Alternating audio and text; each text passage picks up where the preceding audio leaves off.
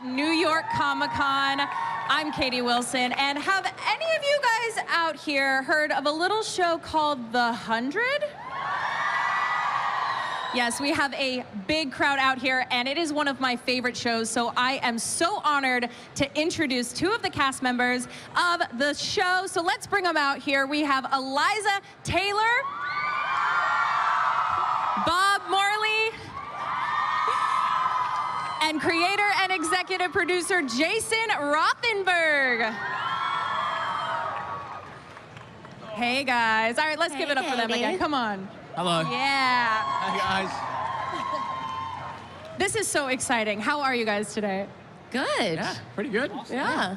Yeah, this is a huge turnout here, and this is just really, really cool. And I know the end of last season, I mean, it kind of left us feeling, it was very emotional. Yeah. You know, lots of cried tears, a lot. am I right? Yeah, it was a very sad day on set. It's actually the first time I've ever had to cut tears out of a sequence. Oh, like no. everybody We was were emotional. actually like super, we were losing, you know, two of our original cast members, so it was a really... Yeah, it was a very heavy day. Heavy I mean, day, yeah. there was actually one, I don't know if you mind me saying this, but there was Probably one. not.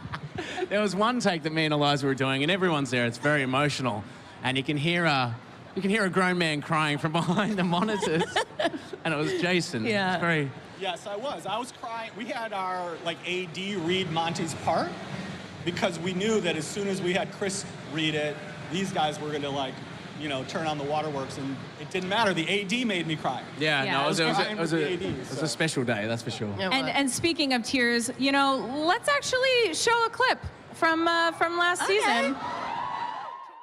Can you see it? Is it beautiful? It is in my dreams. I hope we do better there. I hope Jasper was wrong, and we aren't the problem. I hope your lives there will be as happy as mine has been. Be the good guys. May we meet again.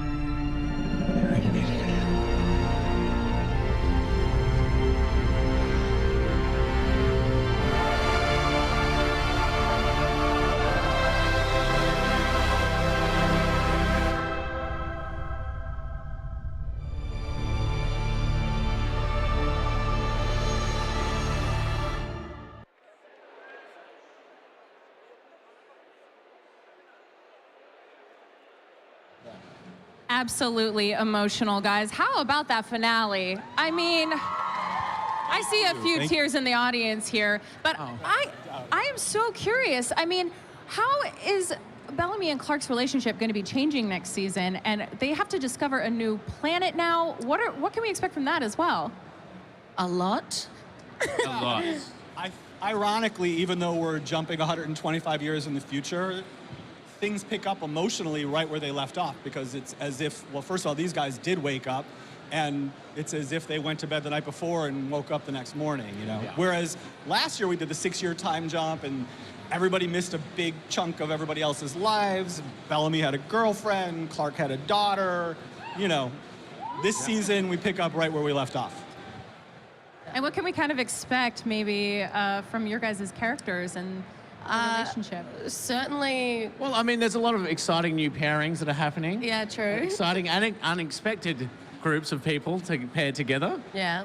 Yeah. That's true. I'm facing something that is very challenging that I'm not allowed to talk about, but it is, it's definitely huge.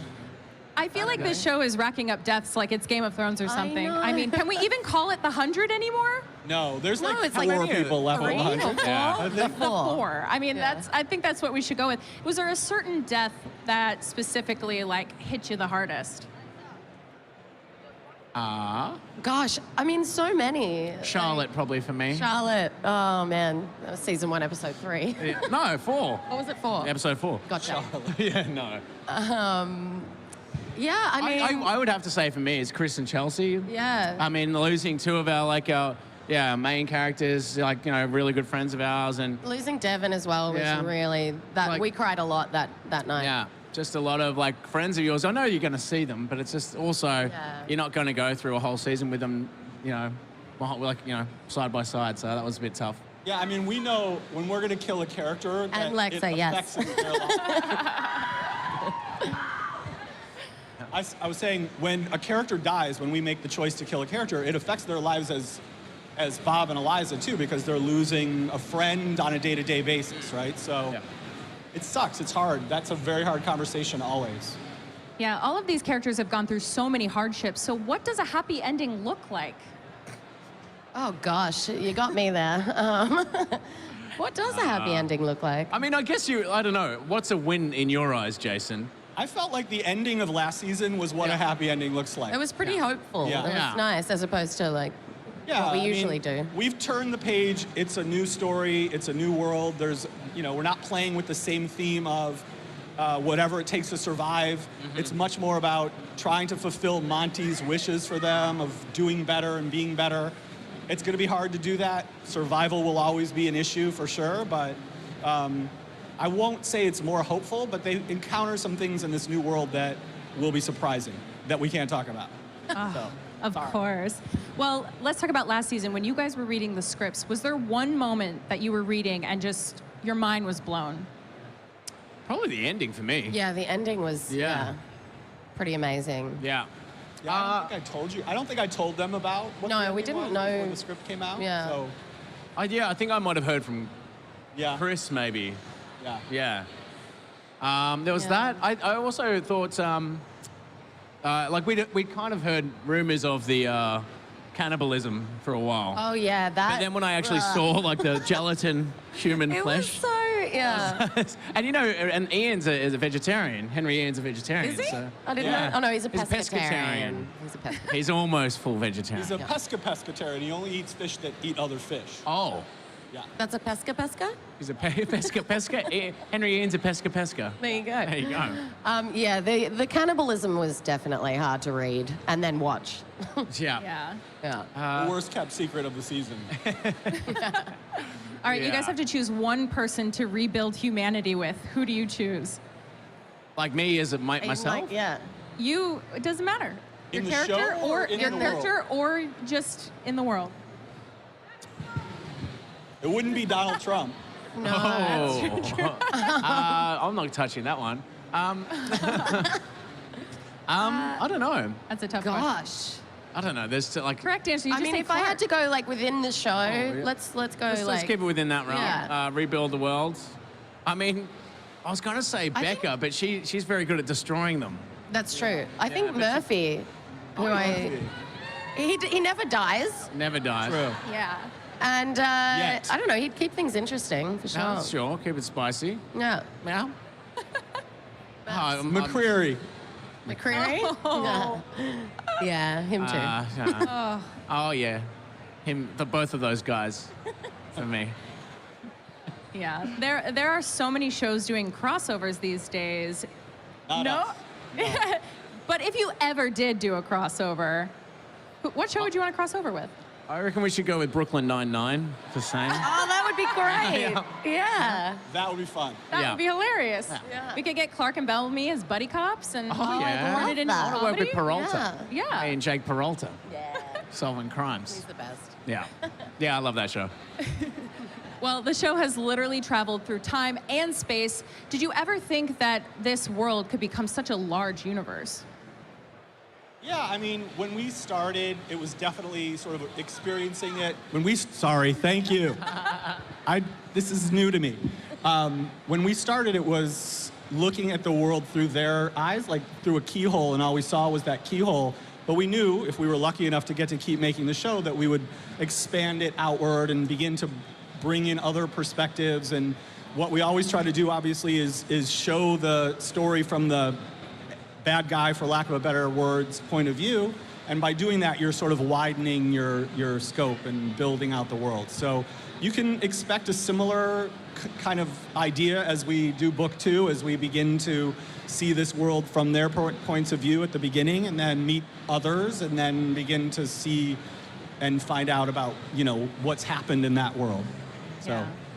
And with a universe so big, I mean, if you stop killing off characters and destroying planets... There's do still you a lot of think- characters on the Exactly. show. Do you think there'd ever be a spin-off of The 100? Spin-off? Well, we're definitely talking about a prequel, which is taking place at the beginning of the apocalypse, but it'll be interesting, I think. But no, I don't think so. But we're not in it, right? We're not in it? Yeah. Well, Whatever. Whatever, great-grandpappy man. Blake, All right. great-great-grandpappy Blake is in it. Oh, okay. Clark's great-great-grandmother and mother. Do I play her? That would be cool. Okay. That'd be weird. Now you've piqued The my genes interest. are Tell me strong. more. Well, I know you guys can't give away any spoilers. Everything's pretty under wraps for next season, but what can you tell us that can get us hyped for next season? I'm going to leave this all in Jason's hands Why? because there is so much we can't tell you. Yeah, I mean, it is really, we're guarding it very closely. I don't want anything to get out. I want it to be a surprise for Oh, do people. you want to tell them, Jason, our secret? What's our secret? Oh, you've forgotten. Yes, tell us. Which secret? About me doing a thing. Yeah, go ahead. Oh yeah, no, Jason's letting me direct an episode this year. Oh my gosh! Oh, I didn't even know what you were talking that's about. our I was secret. saving that for the panel. That's amazing. I'm so sorry. Congratulations. This is Yes, we're putting him behind the camera. He's always been someone who has a lot of ideas. I'm and annoying, he's- basically. Yeah, so I finally said, if you think you could do this, go ahead and do it. So, Is that what it is? No. It's a challenge? yeah, no, it's going to Okay. be awesome. He's a born director. Really, he is.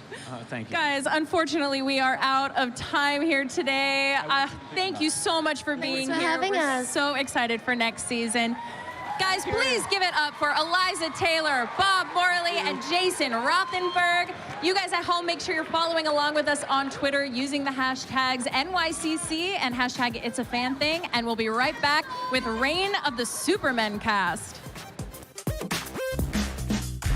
Hi, I'm Jackie Jennings with SYFY WIRE. If you can't get enough of New York Comic Con, go ahead and subscribe to our YouTube channel for news, interviews, cosplay, and so much more. What are you waiting for?